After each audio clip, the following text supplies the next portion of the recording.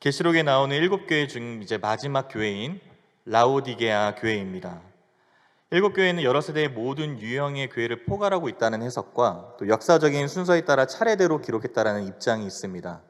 이 후자의 입장에서 보면 오늘 본문에 나오는 라오디게아 교회는 가장 현대적인 모습을 가진 교회라 말할 수 있겠죠.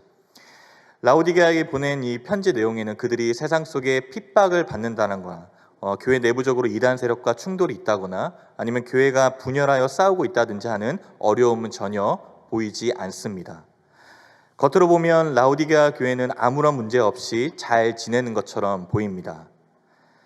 하지만 7교회에 보낸 편지 가운데 라오디게아 교회에 대한 예수님의 말씀은 가장 심각하고 주님의 책망은 준엄하기까지 합니다. 사대교회와 더불어 단 한마디의 칭찬도 하지 않으시고 비판과 책망으로 가득한 대표적인 교회였습니다. 예수님은 심지어 너희를 토해버리고 싶다 말하시죠. 그들의 모습이 과연 어떠했길래 그토록 속이 울렁거려 토해버리고 싶다 얘기하셨는지, 그럼에도 주님의 몸된 교회를 결코 포기하지 않으시고 회복시키시는 말씀과 은혜가 무엇인지를 오늘 본문을 통해 함께 살펴보기를 원합니다. 먼저 라오디게아 지역은 당시 소아시아에서 부유한 도시 중에 하나로 자타가 공인할 정도였습니다. 기름진 계곡과 주요 도로가 교차하는 곳에 위치하여서 상업의 중심지가 되었죠. 그리고 그 지역 특산품으로 양모는 결이 부드럽고 광택이 나는 검은색으로 이 고가품의 옷감을 제조할 수 있었습니다. 또한 로마식으로 건설된 극장, 경기장, 목욕탕, 체육관도 잘 갖추어진 도시였어요. 무엇보다 유명했던 것이 의료기술의 발전으로 인해서 눈과 귀의 치료에 쓰이는 약을 개발한 곳이기도 했습니다. 이런저런 입지 조건과 다양한 산업의 발달로 인해서 이 라오디게아는 많은 부를 축적할 수 있었고요. 부에 기반한 시민들은 그 자족심 그리고 자긍심이 대단했습니다.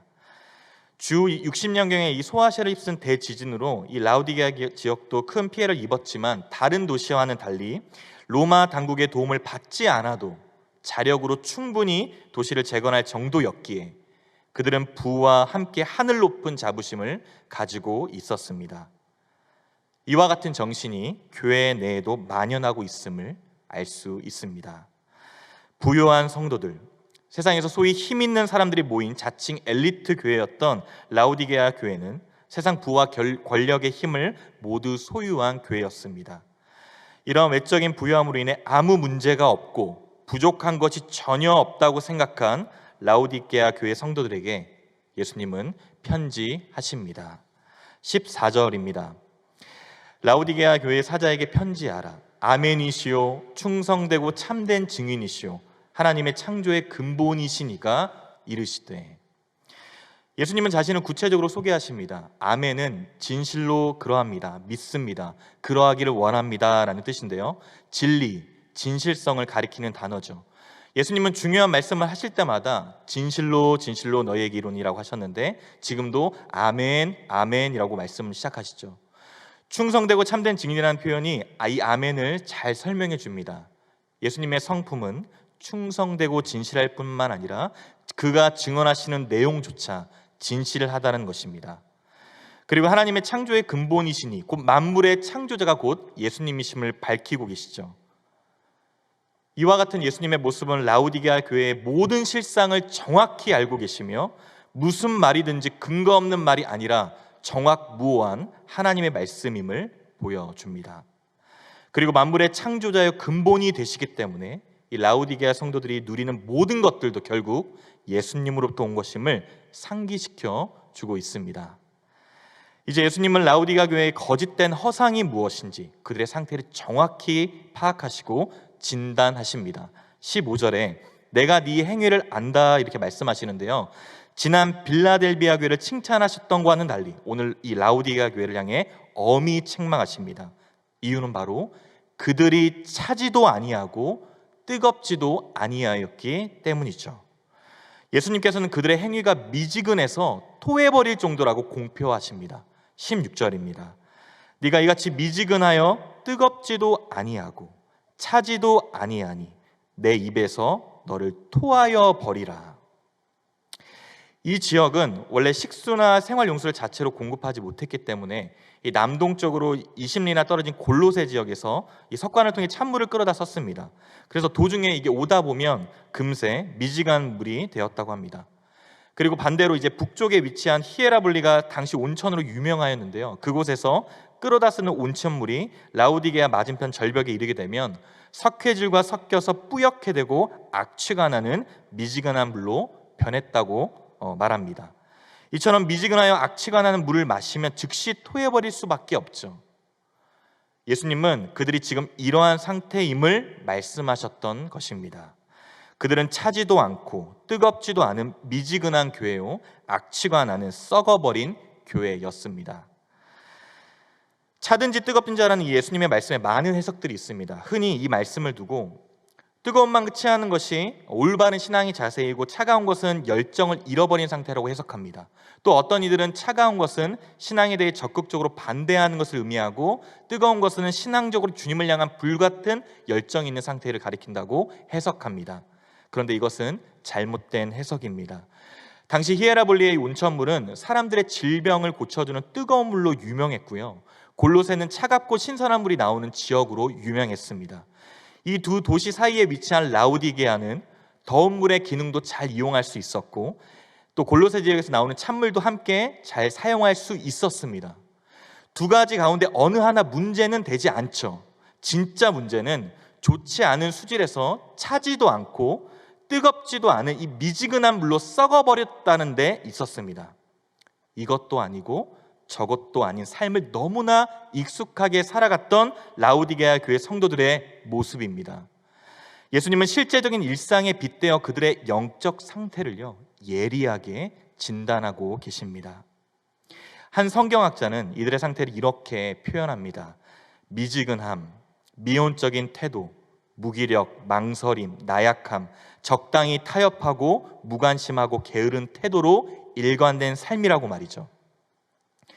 한마디로 세속의 온 정신을 빼앗겨서 영적으로 붕뜬 상태를 말하고 있습니다. 그렇다면 라우디게아 교회는 왜 이러한 상태가 되고야 말았을까요? 그것은 바로 착각에 빠져서 그들이 교만해졌기 때문입니다. 17절입니다. 네가 말하기를 나는 부자라 부유하여 부족한 것이 없다 하나 네 공고한 것과 가련한 것과 가난한 것과 눈먼 것과 벌거벗은 것을 알지 못하는도다. 그들은 자신들의 상태가 어떠한지도 잘 모른 채 자기 만족이라는 착각에 빠져 교만해졌던 것이죠. 그러나 모든 것을 아시는 예수님께 그들의 실체는 밝혀지고 말았습니다. 마치 살았다는 이름은 가졌으나 죽은 사대교회처럼 말이죠. 그리고 환난과 궁핍으로 너무나 가난하고 어려웠던 서문학교회를 향해 오히려 영적으로 부유하다가 칭찬하셨던 것과는 전혀 상반된 평가를 지금 내리고 계십니다. 풍요로운 삶에 안주한 채 자신들이 공고하고 가련하고 가난하고 눈멀고 벌거벗었다는 것을 전혀 인지하지 못합니다. 실제로 라우디게아의 물질적인 불은 매우 견고했습니다. 그러다 보니 그들 스스로 물질적으로 뿐 아니라 영적으로도 불을 가지고 있다고 착각했던 것입니다. 또한 그 모든 것을 스스로 이루어냈다는 허세로 가득했죠. 더 나아가 아무것도 필요한 것이 없음을 고백하게 이릅니다. 그러나 예수님이 말씀하시죠. 너희들은 실상이 가난하고 벌거벗은 자들이요 자신들의 공고한 상태를 전혀 깨닫지 못하는 아주 비참한 상태에 놓여 있었던 것입니다. 제가 청년 사역을 하는 가운데 그동안 만나왔던 이 청년들의 삶을 돌아보면요, 꽤 부유한 집안의 자녀들도 제법 있었습니다. 그런데 신기한 것은 자존감이 넘칠 것 같아 보이는데 의외로 부모님의 돈을 마음껏 쓰면서도 공허해합니다. 심지어 가련해 보이기까지 했어요. 왜 그럴까요? 명품으로 몸을 두르고 외모에 투자를 많이 하는데도 불구하고 그들은 전혀 만족함을 몰랐기 때문에 그래요. 모든 것이 넉넉해서 만족함으로 그만큼 마음과 생각이 넉넉할 것 같았지만 전혀 그렇지 않았다는 겁니다. 반대로 오히려 궁핍해서 하루 쓸 것도 녹록치 않은 친구들이 다른 친구들의 필요를 살필 줄 알고 채워주는 아름다운 모습을 보일 때가 많았어요. 겉으로 보기엔 어려운 상황임에도 속은 꽉 차 있습니다. 이것을 우리는 전문 용어로 진국이다 이렇게 말할 수 있겠죠. 매일 하나님께 일용할 양식을 구하고 심령이 가난하여 애통하는 마음으로 매일 하나님께 나아갈 수밖에 없고 하나님과 계속 친밀히 교제하며 말씀의 자리, 기도의 자리를 사모함으로 은혜를 경험할 때 주님의 마음을 가지고 내 옆에 있는 지체들을 섬기고 베풀고 채우는 이 넉넉한 삶을 살아간다는 사실입니다. 그렇다면 당장 내 삶이 부요하고 나는 부족함이 전혀 없어서 하나님께 기도하지 않아도 살 수 있고 하나님과 소통하지 않아도 아무 문제가 없다고 얘기하는 삶이라면 그것만큼 비참한 삶은 없을 것입니다. 당장 내 필요만을 위해 다른 이들과 함께 나누지 않고 부와 권력을 전부 소유한 채 자기 만족, 자기 착각에 빠져 있다면 이것 또한 저주일 거죠. 때론 궁핍함으로 지치고 외롭고 더 나아지는 것 같지 않아서 어렵고 힘든 상황의 연속이지만 날마다 하나님 앞에 나아가 친밀한 사귐 가운데 교제하며 참된 만족과 안식과 평안을 누리며 풍성한 은혜를 경험하고 있다면 이것이 진정한 복임을 믿으시길 바랍니다.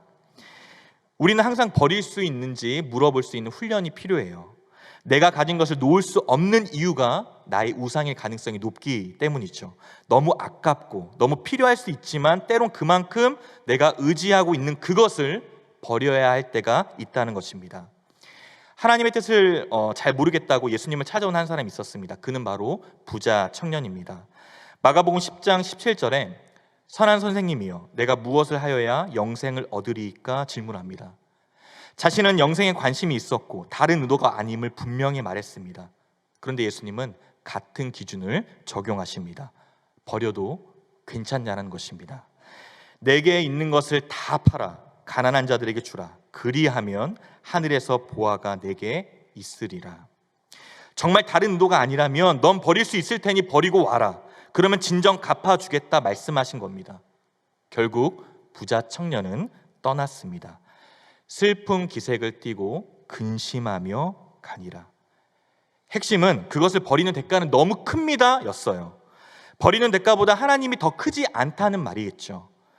물론 지금까지 안정적인 삶, 지금까지 살아온 방식, 지금까지 모아둔 돈을 내려놓기란 쉽지 않을 수 있습니다. 하지만 반드시 점검해봐야 할 것은 못 버리는 바로 그것이 나의 진짜 우상일 수 있다는 겁니다. 모든 대가를 주고도 바꿀 수 없는 안전함이 우리 하나님께 있습니다. 하나님으로 인해 나의 필요한 모든 것이 채워지는 은혜가 있기를 바랍니다. 나의 필요뿐만이 아니라요, 나를 통해서 우리 각자의 삶을 통해 우리 모두가 함께 채워지는 은혜가 있기를 주님의 이름으로 축복합니다. 라오디게아 교회는 심각한 진단이 내려졌지만 예수님은 그들을 책망하는 것으로 끝내지 않으시고 결코 포기하지 않으시며 권면의 말씀으로 이제 처방을 내려주십니다. 18절입니다. 내가 너를 권하노니 내게서 불로 연단한 금을 사서 부요하게 하고 흰옷을 사서 입어 벌거벗은 수치를 보이지 않게 하고 안약을 사서 눈에 발라보게 하라. 세상 평안을 의지하고 있던 성도들에게 예수님은 불타 없어질 그런 것들을 더 이상 의지하지 말고 불로 연단한 금, 바로 온전한 믿음을 가지라고 권면하십니다. 또한 그들이 품질 좋고 값비싼 양모로 만든 옷을 입고 자랑해 왔다면 그들이 수치와 죄를 가릴 수 없는 그런 옷이 아니라 주 예수 앞에 나와서 값없이 주시는 의의 옷, 바로 흰 옷을 입으라고 권면하시죠.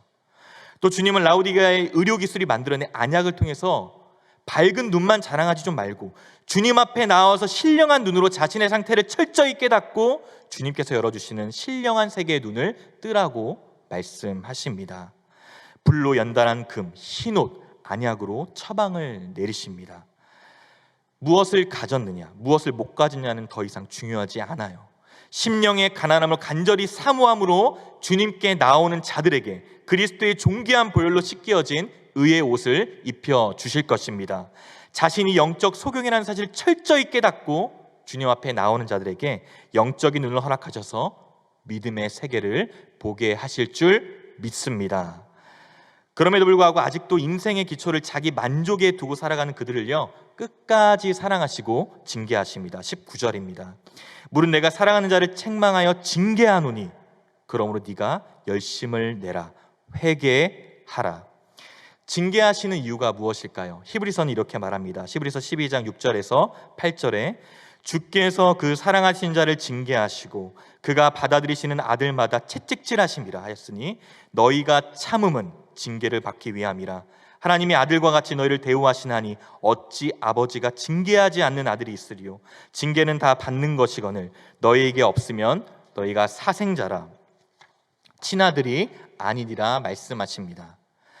놀랍게도 징계하시는 이유는요, 하나님이 값을 우리에게 치르시고 우리를 자녀로 입양하셨기 때문입니다. 하나님께서는 우리 모두를 자녀 삼아 주셨습니다. 그래서 자녀답게 살기 위해 책망도 하시고요, 징계하시겠다라고 말씀하십니다. 그러므로 열심을 내고 회개해야 합니다. 열심의 가장 중요한 것은 태도를 분명히 하는 자세일 것입니다.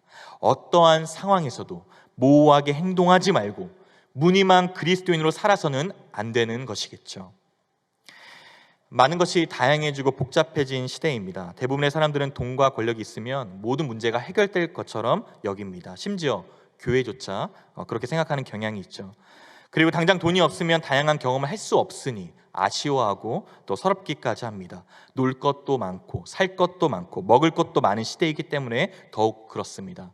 요즘처럼 코로나로 인해서 좀 덜하겠지만 누가 더 특별하고 누가 더 많은 경험을 했는가, 이 시대의 기준이라 해도 과언은 아닙니다. 그런데 성경은요, 이 다양함을 다르게 해석합니다. 다양함은 속임수라는 것이죠. 나는 이것도 해보고 저것도 해보고 많은 것을 경험한 사람이야? 이 말은 거짓말이라고 하십니다. 주님은 분명히 하시는데 나를 위한 삶, 우리를 위한 삶, 이 두 가지로 삶을 나누십니다. 한 율법사가 예수님께 가장 큰 계명이 무엇이냐고 물었어요. 그때 예수님은 하나님 사랑과 이웃 사랑이 온 율법과 선지자의 강령이라고 말씀하셨습니다. 네가 다양한 경험, 깊이 있는 지식을 쌓은 특별한 삶이라고 생각하지 난 네가 아주 단순해 보여. 넌 그냥 너 자신을 위해 사는 것뿐이야. 이것이 바로 예수님의 대답이었어요. 삶의 기준을 명확히 해야 하는 이유가 바로 여기 있습니다. 도대체 그것을 하는 동기가 무엇인가? 직장인들에게는 이 직장에서 최대한 월급만 타보겠다는 사람과 이 직장을 잘 섬기라고 하나님께서 부르셨다는 생각한 사람, 이 두 종류가 있습니다. 단순히 나를 위한 삶과 우리를 위한 삶의 차이입니다. 이웃을 향한 부르심을 한 번도 생각해보지 않고서는 하나님의 인도하심을 받을 수 없습니다. 어쩌면 평생 하나님의 인재를 느끼지 못할 수도 있어요. 이웃을 위해 살면 손해만 보는 거 아닌가요? 질문할 수 있습니다. 그런데 나를 위해 사신 삶이 있기에 괜찮습니다. 예수님께서 나를 위해 사셨기 때문입니다. 이것이 이웃을 사랑할 수 있는, 내 옆에 있는 지체들을 도와줄 수 있는 동기로 충분합니다. 예수님의 공급하심을 통해 이 땅에서 우리는 단순하게 살 수 있습니다. 다양하게 산다는 착각, 그 속임수에서 벗어나서 태도를 분명히 해야 합니다. 다양한 경험을 자랑하다가 오직 나만 생각했음을 발견하기 전에 하나님이 창조하신 이 세상을 더 아름답게 가꾸기 위해서 열심히 공부하고 이웃을 더 잘 섬기기 위해 돈을 벌 줄 아는 은혜가 있기를 바랍니다. 모호한 그리스도인으로 무늬만 그리스도인 척하면 금방 드러날 것입니다. 속으로는 여전히 세상을 사랑하고 그것을 의존하는 것은 열심을 내는 자세가 아닙니다. 우리의 하루하루가, 우리의 삶 전체가 주님께 있음을 알고 살아가는 것, 이것이 바로 열심입니다. 열심을 내란 말을 오해해서 매일 산에 올라가 철야기도만 하라는 뜻은 아니죠. 물론 기도에 힘쓰는 건 너무 소중하고 때론 필요합니다. 그러나 우리의 삶의 뚜렷한 목적의식을 가지고 일상 속에 생활하며 모든 것을 내 중심이 아닌 하나님 중심으로 사는 것이 무엇보다 절실한 시대입니다. 필요한 시대입니다. 하나님 중심으로 다른 이들의 필요를 알고 채우며 그리스도의 사랑과 진정한 용서를 흘려보내는 자비와 은혜의 삶, 믿음으로 살아내는 실제적인 삶입니다. 어떻게 하면 하나님을 기쁘시게 할까? 이 질문을 가지고 생각하는 태도가 바로 열심입니다. 가정과 일터와 교회에서 내가 속한 그 자리에 열심을 살아내는 은혜가 있기를 주님의 이름으로 축복합니다.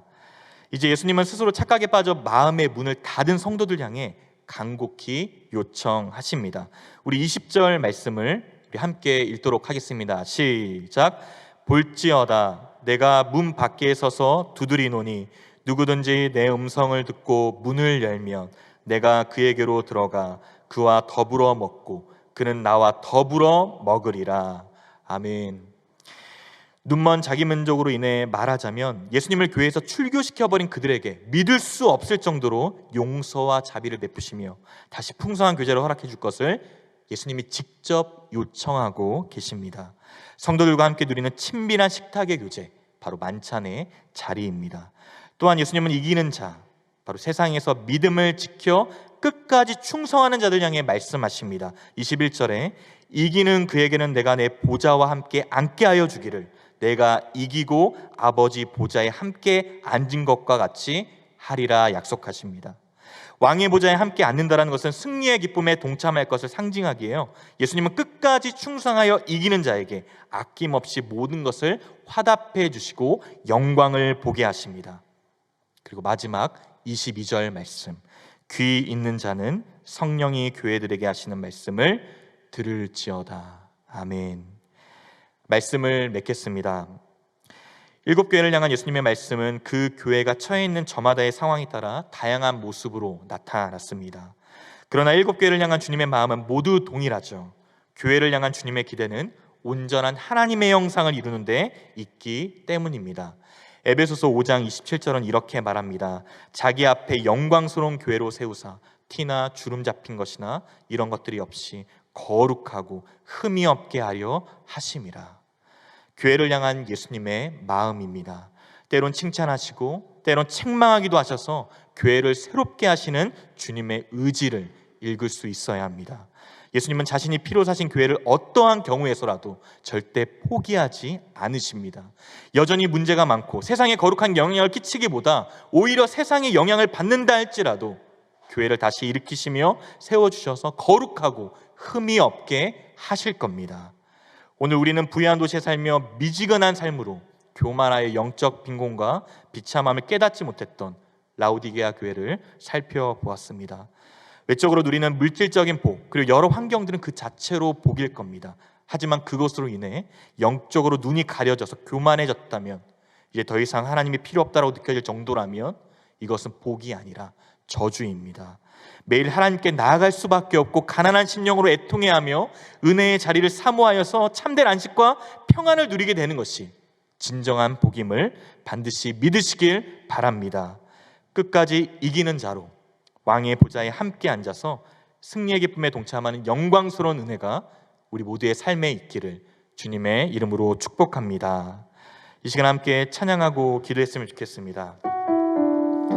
은혜 아니면 살아갈 수 없습니다. 오늘 라오디게아 교회를 보면서 저의 삶을 많이 돌아보게 된 것 같습니다. 은혜 없이도 살아가는 저의 모습을 보며 하나님 앞에 많이 회개했던 것 같습니다. 하나님, 우리가 이 가사의 고백처럼 하루하루를 살아갈 때 오늘을 살아가는 은혜를 허락하여 주십시오. 은혜 아니면 살아갈 수 없음을 고백하며 주님 주시는 참된 평안과 위로를 허락하여 달라고 우리 함께 우리 믿음으로 고백하며 나아가도록 하겠습니다. 은혜 아니면 살아갈 수 없네. 은혜 아니면 살아갈 수가 없네. 호흡마저도 다 주의 것이니 세상 평안과 위로 내게 없어도 예수, 오직 예수뿐이네. 은혜 아니면 살아갈 수 없습니다. 은혜 아니면 살아갈 수가 없네. 호흡마저도 다 주의 것이니 세상 평안과 위로 내게 없어도 예수, 오직 예수뿐이네. 그 신계획 다 볼 수도 없고 그 신계획 다 볼 수도 없고 작은 고난에 지쳐도 주께 묻기 나의 모든 삶 버티고 견디게 하시네. 그 신계획 다 볼 수도 없고 그 신계획 다 볼 수도 없고 작은 고난에 지쳐도 주께 묻기 나의 모든 삶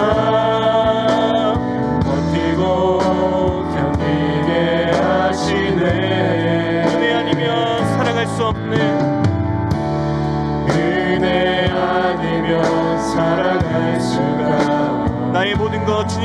맡기겠습니다. 나의 모든 것 다 주께 맡기니 참된 평안과 위로 내게 주신 주 예수.